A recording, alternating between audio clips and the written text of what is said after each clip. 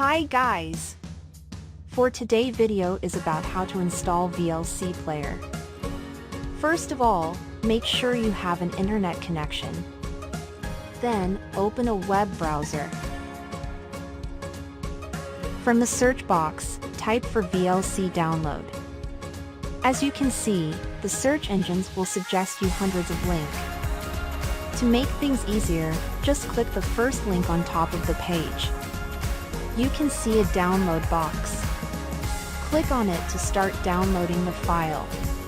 I had enabled a setting from Chrome that will ask me the location of every file downloaded. You can watch it on my other video. Wait for it to completely download. Then click the file and run the application. Our installation begins. Just click Next after reading the terms. This might take some time. I'll already speed it up for you guys.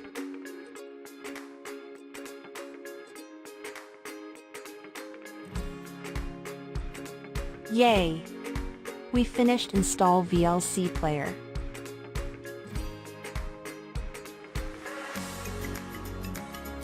Now, I want to try open a video saved in this PC with the VLC Player.